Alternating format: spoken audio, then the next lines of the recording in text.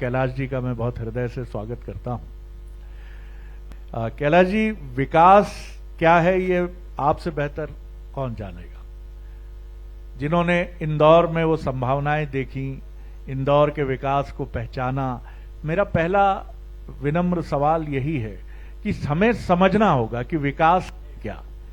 विकास ईंट गारे का विकास नहीं है, चमकती सड़कें नहीं है। आपने विकास से जनता को जोड़ा। जब आप महापौर थे तो इन्होंने एक किस्सा मुझे सुनाया था कि शरद जी, किसी कॉलोनी में मैं जाता हूं, अगर वहां सड़क मेन रोड तक नहीं आ रही तो मैं उनसे पूछता हूं कुछ आप पैसे निकालो, तो वो कहते हैं कितने पैसे लगेंगे, महापौर साहब बताइए कितने पैसे लगेंगे। तो मैं एक उसका आकलन लेके पहले से ही तैयार रहता हूं। मैं कहता हूं भैया इतना लगेगा, 1.5 लाख रुपए लगेंगे, आपकी सड़क चमचमाती हुई मेन रोड से जुड़ जाएगी। इंदौर है, इंदौर तैयार हो जाता था। कैलाश जी ने मतलब जिसे कहते हैं कम्युनिटी पार्टिसिपेशन की शुरुआत विकास में वहां से की। तो विकास को आप कैसे देखते हैं सर? देखिए, पंडित दीनदयाल उपाध्याय जी ने अपनी राजनीतिक डायरी में एक बात लिखी है कि मतदाता सिर्फ वोट डाले और 5 साल उसकी कुछ भूमिका नहीं हो विकास में, तो फिर विकास जनता का जनता के लिए नहीं होता है। और इसलिए बहुत जरूरी है कि जनता का विकास भी जनता के द्वारा और जनता के लिए होना चाहिए। और यदि आपको विकास करना है तो जनता को जोड़िए। जनता जब जुड़ती है तो अपने आप विकास की क्वालिटी भी सुधर जाती है और जन के अंदर एक भावना आ जाती है कि ये मेरी सड़क है, मुझे इसे खोदना नहीं चाहिए। नहीं तो क्या होता है कि अपने यहाँ शादी है, ठोक दो के टेंट का किला सड़क पे ही। पर जब उसका लगता है कि मेरी सड़क है, वो तो बोलता है नहीं नहीं भाई टेंट हाउस वाले, सड़क पे मत खोदना, इधर खोद या इधर खोद। तो ये भावना लाना बहुत जरूरी था और हमें इस भावना को लाने में शुरुआत 25 साल हमने पहले की थी। आज वो भावना इतनी बलवती हो गई कि हम लगातार स्वच्छता में नंबर 1 आ रहे हैं। तो उसका कारण है जनता की जन भागीदारी। बहुत सुंदर बात आपने कही, मुझे लगता है इसका तालियों से स्वागत होना चाहिए। बहुत महत्वपूर्ण बात है। और एक और महत्वपूर्ण बात है कि कैलाश जी सिंहस्थ से जुड़ते हैं तो सिंहस्थ निखर जाता है वहां। और उसकी वजह मैंने देखी कि एक छोटे से कर्मचारी से भी, श्रमिक से भी खुद बात करना, क्या भाई गंगाराम ये थोड़ा टेढ़ा नहीं लग रहा पिलर, वो भी खुश कि मुख्य कर्ता धर्ता उससे पूछ रहा है। विकास के जो अलग अलग कंपोनेंट्स हैं कैलाश जी, आपकी क्या, एक सीनियर कैबिनेट मिनिस्टर के तौर पर, एक प्लानर के तौर पर, एक राजनेता के तौर पर, और दूसरा आपका एडमिनिस्ट्रेशन भी बड़ा जबरदस्त रहता है कि किसी ने आपसे दाएं बाएं जाने की कोशिश की तो फिर वो उसकी भी खैर नहीं है। जी देखिए, ऐसा है कि यदि आप राजनेता हैं तो साथ में प्रशासन चलाना भी आपको आना चाहिए। और मुझे ऐसा लगता है कि मैं राजनीति में जब से काम कर रहा हूं तो मैंने कभी भी, मेरे साथ उमा जी रही, बाबूलाल जी गौर रहे, शिवराज जी रहे, अभी मोहन जी हैं, मैंने कभी नहीं कहा कि ये अधिकारी मुझे चाहिए, जो देना हो दे दो, मेरे को काम लेना आता है। तो ये मुझे कॉन्फिडेंस है कि मैं काम ले लेता हूं। हमारे व्यवहार से थोड़ा सा, कई लोग रहते हैं जो काम ढीला करते हैं तो उनको फिर टाइट भी करना पड़ता है कभी कभी। पर ये ठीक है, अच्छा काम करे तो उसको पुरस्कार दो और अच्छा काम नहीं करे तो थोड़ा दंड भी देना चाहिए। तो दंड और पुरस्कार से परिवार भी चलता है, प्रशासन भी चलता है। और इसलिए बहुत ज़रूरी है कि यदि कोई अच्छा काम करे तो उसको अप्रिशिएट भी करना चाहिए। मुझे याद आता है कि जब मैंने इंदौर में रात्रिकालीन सफाई अभियान चालू किया था तो मैं महिलाओं की सुरक्षा के लिए उनके घर पे गाड़ी भेजता था, घर से उनको बिठाते थे, सड़क साफ होती थी, फिर उनको गाड़ी में ही बिठाकर 2 बजे 1 बजे 12 बजे लाए, 3-4 बजे छोड़ देते थे। एक बार बहुत ठंड, अचानक मावठा गिरा और एकदम तेज ठंड पड़ी। तो मैंने कहा कि क्या करना चाहिए यार, ये तो महिलाएं, तो मैंने कहा रात की सफाई हो रही है? बोला हो रही है। तो मैंने तत्काल 5 कोठी चाय की व्यवस्था की। बड़ी बड़ी होटलों वालों से बोला कि एक एक टंकी पानी की दो मुझे, ये चाय की। और मैं चाय लेके सब मैंने सफाई कर्मियों को रात को 1 बजे पिलाई। तो उनको लगा कि यार अपना मेयर अपनी कितनी चिंता सिर्फ करता है, ये जैसे परिवार का मुखिया करता है। उसके बाद क्या हुआ कि बहुत यूनियन वालों ने विरोध किया कि रात को महिला काम नहीं करेगी और कोई नहीं जाएगा। महिलाओं ने कहा नहीं नहीं, हम तो जाएंगे, हमें बिल्कुल, हम सुरक्षित हैं और हम घर से निकलते हैं और घर पे आके छोड़ा जाता है। और ठंड में यदि कुछ हुआ तो हमें चाय भी पिलाई गई। एक बार सबको पोहे खिलाए हमने। तो अपने कर्मचारी को आप या अपने अधीनस्थ को आप सम्मान दो तो बहुत खुशी खुशी काम करता है वो। फिर वो समझता है कि मेरा काम है, ये शहर का काम है। और इसलिए शहर की विशेषता ही यही है, यहाँ लोगों ने शहर को अपना समझा और हर आदमी को इंदौरी होने का गर्व रहता है। बिल्कुल, मुझे लगता है इस पर भी तालियों से स्वागत होना चाहिए। कैलाश जी, इंदौर का ये मॉडल मध्य प्रदेश के दूसरे शहरों तक जा नहीं पाया। मैं ईमानदारी से ये बात मानूंगा। हालांकि अब हम इंदौर कहां से ले जाएं, भोपाल कैसे ले जाएं इंदौर, लेकिन कुछ तो कोई सूत्र होगा जो आपने इंदौरी होने के नाते, एक जनप्रतिनिधि होने के नाते, एक बहुत इतने बड़े बड़े पदों पर रहते हुए आपने अनुभव किया होगा। तो ये मध्य प्रदेश आज आपको सुनना चाहता है। जनप्रतिनिधि सड़क पे उतरता तो जनता सड़क पे उतर जाती है। इसलिए जनप्रतिनिधि को सड़क पे आना चाहिए और बात करना चाहिए जनता के बीच में। हो सकता है कुछ लोग असहमति व्यक्त करेंगे तो उनको अधिकार है असहमति व्यक्त करने का। हमारे तो कुछ पार्षदों ने असहमति व्यक्त की थी, हमारी पार्टी में असहमति व्यक्त हो गई थी कि ये आप क्या कर रहे हो। मैंने कहा आप 3 महीने के लिए मेरे को छूट दे दो, उसके बाद रिजल्ट देखना। 3 महीने में जब शहर एकदम साफ सुथरा दिखने लग गया, कमाल कर दिया आप। तो क्या है कि आप जब कोई भी परिवर्तन लाते हैं, जब एकदम परिवर्तन लाएंगे तो आपका विरोध होगा ही। तो परिवर्तन लाने के पहले एक मानसिकता बना देना चाहिए कि हमारा विरोध होगा, उसके बाद भी हमको चलना है, इसी रास्ते पे चलना है, यही रास्ता शहर के विकास के लिए ठीक है। तो बिना इसकी चिंता किए, परवाह किए कि हमारा लोग विरोध कर रहे हैं, अपने लोग भी विरोध कर रहे हैं, कुछ अधिकारी वर्ग भी विरोध करता है, पर आप अपनी राजनीतिक इच्छा शक्ति से आगे बढ़ते चले जाओ, लोग जो विरोध करने वाले हैं वो भी आपके पीछे चलने लगते हैं। ये मेरा अनुभव है। बिल्कुल आपने सही कहा। वो शेर भी है एक कि मैं अकेला ही चला था जानिबे मंजिल, मगर लोग साथ आते गए, कारवां बनता गया। कैलाश जी, थोड़ा विकास से हट के सवाल है, लेकिन हम सब सहमत होने में बहुत जल्दी दिखाते हैं, चाहे वो घर में पत्नी हो, बच्चे हों, रिश्तेदार हों, और या सिस्टम में हाँ हाँ हाँ, क्योंकि हम सब ने ये सीखा है कि हाँ कहने से काम बहुत जल्दी हो जाता है। नहीं सर, बिल्कुल ठीक है ना सर, अरे सर आपने तो अच्छा ही सोचा होगा सर, आप कैसे इस पे खराब हो। हमने आपको देखा है, मैं नाम नहीं लेना चाहूंगा, लेकिन मैं शुरू करूं, अगर जब से मैंने जर्नलिज्म शुरू किया 96 से मैं आपको जान रहा हूं, और मैंने अनेक बार आपको ना कहते सुना है, और उसकी आपने बहुत कीमत भी चुकाई है, लेकिन ना कहना नहीं छोड़ा। देखिए, ऐसा है कि आपको जो जवाबदारी मिली है, उस जवाबदारी का आपको ईमानदारी से निर्वहन करना चाहिए। ये मेट्रो का प्लान की शुरुआत मैंने की थी जब मैं महू में विधायक भी था, और मैंने कहा कि इंदौर से महू हम मेट्रो चलाएंगे, इंदौर से पीतमपुर मेट्रो चलाएंगे, इंदौर से उज्जैन हम मेट्रो चलाएंगे। पर बीच में 18 महीने की एक सरकार आई, उन्होंने प्लान बदल दिया और शहर में ही घुमा दिया उसको। हमने कोशिश की, उस वक्त एक पत्र भी लिखा था कि मेट्रो को शहर में घुमाने की जरूरत नहीं है, बहुत महंगा ये मास ट्रांसपोर्टेशन है, तो इसको तो दूर ही ले जाना चाहिए। पर वो जब तक काफ़ी कुछ काम आगे निकल गया था। अब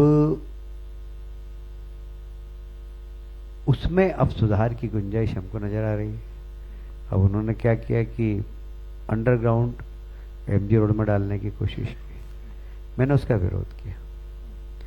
मैंने क्या, एमजी रोड पर अंडरग्राउंड नहीं, आपको अंडरग्राउंड डालना है तो पलासिया के पीछे जाइए। आप पलासिया के पीछे से आप अंडरग्राउंड डालिए। पर उसका तो प्लान बन गया, बजट स्वीकृत हो गया, पैसे थोड़े ज़्यादा लगेंगे। मैंने कहा लगे तो आप इंदौर को बर्बाद होते हुए थोड़े देखते रहेंगे। इस बात को लेके हमारा काम अभी रुका हुआ है पिछले 4 महीने से। मैं इंदौर के हित का ध्यान रखूंगा। मैंने कहा जितने बड़े चौराहे वहाँ से अंडरग्राउंड होना चाहिए। आपने विजयनगर में ऊपर से आप ट्रेन ले आए, अब हमको विजयनगर में अब ट्रैफिक जाम होने लग गया है, बहुत ट्रैफिक है वहाँ। अब हम ब्रिज कहाँ बनाएंगे? ऐसे ही अगर पलासा चौराहे से ऊपर से ट्रेन निकल गई और वहाँ हमको ओवर ब्रिज बनाना है तो हम कैसे बनाएंगे? तो हमारा अभी बहुत अधिकारियों का, मैंने कहा कि आपने अगर इसको ठीक नहीं किया तो मैं आपके कंसल्टेंट के खिलाफ कार्रवाई करूंगा। तो अभी इस स्तर तक पहुंच गया है वो कि इस पार या उस पार। ये कैलाश जी हैं, ये उनका अपनी सोच और दृष्टि का उनका तरीका है। कैलाश जी, जिस इंदौर को आपने देखा और जिस इंदौर की मस्ती को आपने अनुभव किया वो खत्म हो गई है ऐसा तो मैं नहीं कहूंगा, लेकिन बहुत बदल गई है। देखिए, मैं ऐसा मानता हूं कि हमारा इतिहास बहुत गौरवशाली है और हमारे देश के प्रधानमंत्री को मैं धन्यवाद देना चाहता हूं, जो हमेशा हमारे इतिहास, हमारी संस्कृति, हमारे संस्कार की बात करते हैं। जैसे एक बार उन्होंने मन की बात में कहा कि हमने सित्तोलिया खेली, आजकल के बच्चे जानते ही नहीं सित्तोलिया क्या होती है। हमने कंचे खेले, आजकल के बच्चे जानते ही नहीं कंचे क्या होता है। हमने पॉकेट खेला, आजकल के बच्चे जानते ही नहीं पॉकेट क्या होता है। हमने गुलेल चलाई, आजकल के बच्चे ने गुलेल ही नहीं देखी। तो क्या है कि आप खेल ऐसे खेलो कि शरीर को मजबूत बनाओ। तो आजकल तो कंप्यूटर पर बैठ जाते हैं। मैं बहुत इस बात से चिंतित हूँ कि आई के डॉक्टर से मिला था, उसने कहा था कि पहले 50 बच्चों में से एक बच्चे को चश्मा लगता है, अब 10 बच्चों में से एक को लगता है, बल्कि अब तो मेरे को लगता है संख्या 5 में से एक बच्चे को चश्मा लगने लग गया, क्योंकि वो दिन भर कंप्यूटर देखते हैं, फोन देखते हैं और जरा से में डिप्रेशन में भी आ जाते हैं। हम तो रोज खेलते थे, जीतते थे, हारते थे, जीतते थे, हारते थे। तो जीवन में कभी विपरीत समय आता है तो हम तो डिप्रेशन में जाते ही नहीं, हमारे कारण लोग डिप्रेशन में चले जाते हैं। अपन इतना बुलंद रखो अपने आप को कि काहे का डिप्रेशन में जाना। हम तो समझते नहीं थे कि डिप्रेशन होता क्या, ये अभी अभी सुनने लग गए हम कि डिप्रेशन। तो ऐसा है कि आप मजबूती से खेलो, अपने शरीर को मजबूत करो, मन को मजबूत करो, दिमाग को मजबूत करो, फिर आप मजबूत नेतृत्व दे सकते हैं समाज को अंदर। आप खुद ही अगर मजबूत नहीं है, न दिल से न दिमाग से, तो आप क्या मतलब नेतृत्व देंगे। और इसलिए हमेशा नेतृत्वकर्ताओं को ध्यान देना चाहिए इस बात में। तो हमारे संस्कार, हमारी संस्कृति, हमारे खान पान को भी बात करूंगा कि जितना आजकल ये जंक फूड है, ये सब बीमारियों का घर है। अभी क्या क्या पता नहीं खाते हैं बच्चे।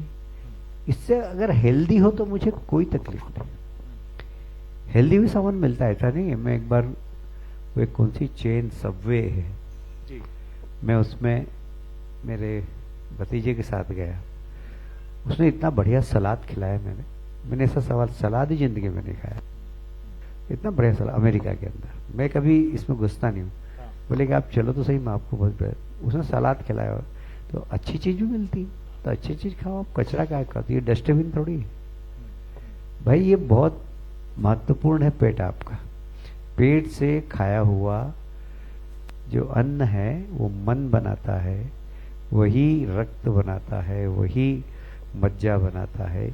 ये सब आपके खाने से होता है। हम पता नहीं खाने को किस दिशा में जा रहे हैं। हमारे यहाँ के दाल बाफले की बात ही अलग रहती है। आप खाओ तो मजा आ जाता है खाने में। क्यों भाई, कहीं गलत कह रहे होंगे? तो क्या है कि हमारे संस्कार, हमारी संस्कृति, हमारे खान पान, अभी प्रधानमंत्री जी ने बोला, हमारी पोशाक, ये सब बहुत अलग है। हमारे पूर्वज क्या थे भाई, इस बात को गर्व करना चाहिए। हमारे पूर्वज क्या थे? पता नहीं, कोई जॉन पीटर की किताब लेके एक मेरे को कभी सुनाता है। क्या वो कौन है जॉन पीटर? मैंने कहा ये तो गीता में है यार। अब उसने अंग्रेजी में लिख दिया तो बोले जॉन पीटर ने कहा। अरे भाई, जॉन पीटर ने नकल करी, गीता को अंग्रेजी में ट्रांसलेट कर दिया और वो जॉन पीटर हो गया। मतलब आप ये देखो, हमारे संस्कार, हमारी संस्कृति, हमारे धर्म ग्रंथ हजारों साल पुराने। ये गोरे लोग अभी 500, 600, 800 साल पहले पैदा हुए हैं और ये हमको ज्ञान बांटते हैं कि उनकी किताब पढ़ो, उनकी किताब पढ़ो। मैंने कहा तुम कुछ मत पढ़ो, गीता पढ़ो और रामचरितमानस पढ़ो। दोनों पढ़ लोगे तो दुनिया के सारे ग्रंथों का सार इसके अंदर है।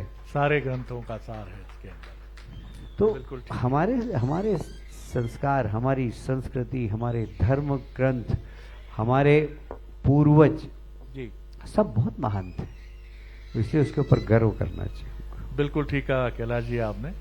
कैलाश जी, एक और जो सवाल आपने बड़ी अच्छी बात कही कि डिप्रेशन जो है ये आजकल युवाओं का ही प्रॉब्लम नहीं है, ये प्रॉब्लम सभी का है। हमारे जीवन से खुशी धीरे धीरे धीरे धीरे धीरे गायब हो रही है। प्रधानमंत्री जी का भी बड़ा जोर है कि आप शरीर को अच्छा रखिए। कैसे देखते हैं ये डिप्रेशन को हटाने का तरीका? आध्यात्मिकता ही है, चेतना ही है, गीता ही है, कर्म भाव ही है? देखिए, आत्मविश्वास व्यक्ति के अंदर होना चाहिए और विपरीत परिस्थिति में कैसे खड़े रहना, ये व्यक्ति को आना चाहिए। विपरीत परिस्थिति में लोग निराश हो जाते हैं। अनुकूल परिस्थिति में तो ऐसे हंसते हुए मिलेंगे आपको। विपरीत परिस्थिति आए तो उनका चेहरा 7:15 से 6:45 हो जाता है, हंसी गायब हो जाती है, नींद नहीं आती। क्या हो गया भाई? अरे ऐसा हो गया। अरे हो गया तो क्या हो गया यार, जिंदगी तो ऐसे चलती है। एक बार ऊपर जाओगे, फिर नीचे आओगे, फिर ऊपर आओगे, फिर नीचे आओगे। एक सरी की जिंदगी जी तो क्या जिंदगी जी? जो एक सरी की जिंदगी जीते हैं ना, वो खुद भी निराश हो जाते हैं। उनको लगता है क्या यार जिंदगी, वही कार, वही बंगला, वही घर का भोजन, यार मजा नहीं आ रहा। फिर वो आ जाते हैं इस्कॉन में और वहां हरे कृष्ण की माला जपते हैं। इसलिए जीवन के अंदर विविधता भी चाहिए। आप खेलो, खेलो नहीं तो खेल में रुचि रहो। आप गाओ, गाओ नहीं तो संगीत को सुनो। आप क्रिएशन से आदमी का, जब वो क्रिएट करता है ना किसी को, आदमी क्रिएटिव हो जाता है ना, ऐसे व्यक्ति कभी निराश नहीं होते। मैं एक बात कहता हूं हमेशा जिंदगी के अंदर, असली जिंदगी जियो, नकली जिंदगी मत जियो। यदि भगवान पे विश्वास है तो विश्वास करो। भगवान की पूजा करने का नाटक मत करो। तिलक लगा लेंगे, नाटक करेंगे, फिर चेहरा उतर जाएगा। क्यों? अरे यार मैं इसमें फंस गया। अरे भैया, भगवान की पूजा क्यों करी यार? वो सर्वशक्तिमान है, देगा वो ताकत के भरोसे छोड़ देना। तू का को टेंशन ले रहा है? लोग भगवान पे विश्वास नहीं करते। मैं तो कभी टेंशन पालता नहीं हूँ, कितनी बड़ी विपरीत परिस्थिति आ जाए। अपने को हनुमान जी पे विश्वास है, अपने हनुमान जी सब करे। क्या अपन काय को टेंशन लो, उनके ऊपर डाल दो ना। हनुमान जी टेंशन आपके ऊपर। एक बार भोपाल में हमें मिले, थोड़े विचारशील थे। मैंने कहा कैलाश जी कुछ खबर है क्या? कुछ देर ठिठके चेहरा मेरा पढ़ा इन्होंने, बोले हाँ चलो आज एक बड़ी खबर है। हमने कैमरा शुरू किया, हमने पूछा कैलाश जी कैसा क्या चल रहा है? उन्होंने कहा शरद जी ये 15-18 साल पहले की बात होगी। उन्होंने कहा मन करता है कभी कभी, एक विचार आया मन में कि राजनीति छोड़ दूं। मैंने कहा ये क्या बोल रहे हैं कैलाश जी। मैंने कहा क्यों कैलाश जी। इन्होंने कहा कल रात मेरा बेटा एक अखबार में छपी खबर को पढ़कर मेरे पास आया और उसने मुझसे पूछा, पिताजी ये क्या छपा है। कैलाश जी ने कहा, मुझे ऐसा लगा मेरी पुण्याई, मेरी पूंजी, मेरी मेहनत, अगर उसको किसी मीडिया, किसी अखबार से खबर पढ़कर मेरे बेटे के मन में कुछ प्रश्न उठे तो राजनीति में क्या रहना। देखिए ये प्रश्न अगर उठे और आप इनको दबा दें, तो मैं कोई विशेषज्ञ नहीं हूं, लेकिन मुझे लगता है उसका उपचार ढूंढना चाहिए। कैलाश जी ढूंढते हैं, कुछ कहना चाहेंगे इस पे आप? नहीं, ऐसा है कि हमारे यहाँ बहुत पुरानी कहावत है, बहुत पुरानी, कि आप जब अच्छा काम करते हो तो चार लोग, देखिए आपके दुश्मन बढ़ गए तो आप समझ लो कि आप सफल व्यक्ति हो, और आपके दोस्त बढ़ गए तो आप समझ लेना कि कहीं ना कहीं गुंजाइश है अभी सफलता की। और इसलिए दुश्मन अपने बढ़े तो खुश होना चाहिए, निराश नहीं होना चाहिए। अरे यार मेरे दुश्मन बढ़ जाए, बढ़ते ही। आजकल लोग इससे ज्यादा दुखी हैं कि मेरा पड़ोसी सुखी क्यों है। आजकल लोग इससे ज्यादा दुखी हैं कि यार मेरे पास तो मामूली कार है, उसके पास मर्सिडीज कार है। प्रसन्न होना चाहिए कि देखो यार इसने इतनी मेहनत की कि आज मर्सिडीज कार में घूम रहा है। मुझे बहुत प्रसन्नता होती है कि मैंने जिन लोगों को, जो मेरे कार्यकर्ता थे, उनका बंगला मेरे से भी ज्यादा अच्छा तो मुझे बहुत प्रसन्नता होती है देख के उनको, अरे यार अच्छी प्रोग्रेस किया तुमने। तो खुश होना चाहिए, खुश होना चाहिए। आप लोगों को देख के प्रसन्न होइए। जब आप प्रसन्न होंगे ना तो आपको जिंदगी के अंदर आनंद आना चालू हो जाएगा। और आप यदि जलते ही रहोगे देख कर, यार साला ये मुश्किल है फिर। ठीक है फिर तो। जी जी, बहुत खूबसूरत बात आपने कही। और एक शेर आपकी नजर करता हूं, मुझे याद आया, थोड़ा मॉडिफाई करूंगा, पहले ओरिजिनल सुन लीजिए फिर मॉडिफाइड सुन लीजिएगा। उसके दुश्मन है बहुत, उसके दुश्मन है बहुत, आदमी अच्छा होगा, मेरी तरह वो भी इस शहर में तन्हा होगा। लेकिन कैलाश जी के लिए सच नहीं है, उसके दुश्मन है बहुत, आदमी अच्छा होगा, कैलाश जी की तरह वो भी भीड़ से घिरा होगा। जी कैलाश जी, आखिरी सवाल कर रहा हूं। आप मध्य प्रदेश के उन आर्किटेक्ट्स में से हैं जिन्होंने 2003 की भारतीय जनता पार्टी की विजय यात्रा से लेकर अब तक 2025 तक की मध्य प्रदेश की विकास यात्रा के हर मोड़ को, हर टर्न को आपने करीब से देखा। कहां पाते हैं आप बीजेपी रिजिम में मध्य प्रदेश को, और आगे हमारे मध्य प्रदेश का भविष्य कैसा देखते हैं? देखिए ऐसा है कि शिवराज जी ने एक बहुत लंबी पारी खेली है और निश्चित रूप से इस मध्य प्रदेश को बनाने में उनकी बहुत बड़ी भूमिका है। जब भी कोई लोकप्रिय व्यक्ति उतर के उस कुर्सी पे कोई एक कॉमन आदमी बैठता है तो वो सोचता है कि यार मुझे इतना ही काम करना है। तो डॉक्टर मोहन यादव जी चुप ही नहीं बैठते, रोज कहीं ना कहीं जाते हैं। उनको भी लगता है कि मुझे इतना ही काम करना है, कुछ करना है। अगर ये जज्बा आ जाए आदमी में तो सब ठीक हो जाता है। तो ये जज्बा हमारे मुख्यमंत्री जी में है और इसलिए मैं कह सकता हूँ कि मध्य प्रदेश ठीक रास्ते पे जा रहा है। और जो हमारी ऊंचाइयां हैं मध्य प्रदेश की, अभी हम कोई हमारी पर कैपिटा इनकम हमारी बड़ी है, पर हाँ हमारी जब हम 5 साल पूरे करेंगे तो हमारा बजट का साइज डबल हो जाएगा। 10 साल बाद हमारी बजट का साइज 4 गुना हो जाएगा। तो ये हमारी प्लानिंग है। तो मध्य प्रदेश की इनकम, मध्य प्रदेश कैसे एक आत्मनिर्भर प्रदेश बने, इस दिशा में हम काम कर रहे हैं और मुझे लगता है कि हमारी दिशा बहुत सही है और मध्य प्रदेश एक अगड़े प्रदेशों में होगा, ये मैं आपसे वादा कर सकता हूँ। मुझे याद आता है मैंने 25 साल का प्लान बनाया तो करोड़ों रुपए का प्लान बना। तो आपके पत्रकार बिरादरी के लोग बहुत बुद्धिमान होते हैं, उन्होंने कह दिया कि इतना पैसा आए, 25 साल का इन्होंने प्लान बना दिया, इतने पैसे की जरूरत पड़ेगी, कहाँ से लाएंगे, और तनख्वाह बांटने के लिए तो पैसे नहीं हैं, और जब सपने दिखा रहे हैं, हमने सपने दिखाए और साकार कर दिया। हमारा बजट जब हम मेयर बने थे, जब 17 करोड़ का था, हमने 5 साल में छोड़ा तो 170 करोड़ का कर दिया, और आज 1700 करोड़ का बजट है हमारा। तो अब जैसे हम आगे आगे बढ़ते जाएंगे तो हमारी प्रगति होती जाएगी। उस दिशा में सोचना तो आप चालू करिए। आप सोचोगे नहीं उस दिशा में। लोग गलती क्या करते हैं कि अरे यार ये कैसे करेंगे। अरे भाई सोचो तो सही यार, इस दिशा में सपने बड़े देखो और उसको साकार करने के लिए पूरी जान लगा दो। तालियों से स्वागत कीजिए कैलाश जी की इस बात का। एक ऐसे युवक कैलाश से लेकर आज भी युवक कैलाश ही हैं वो। उम्र ने जरूर कुछ रेखाएं खींच दी हैं मेरे चेहरे पर भी और कैलाश जी के चेहरे पर भी, लेकिन युवक कैलाश नंदानगर का आज भी है, उसी जोश से भरा है। वो आपको कभी होली में दिख जाता है, कभी नवरात्रि के गरबा में हाथ में माइक थामे दिख जाता है, कभी अपने दोस्तों के साथ वो फिर 18-19 बरस का कैलाश हो जाता है और नाम ही कैलाश है।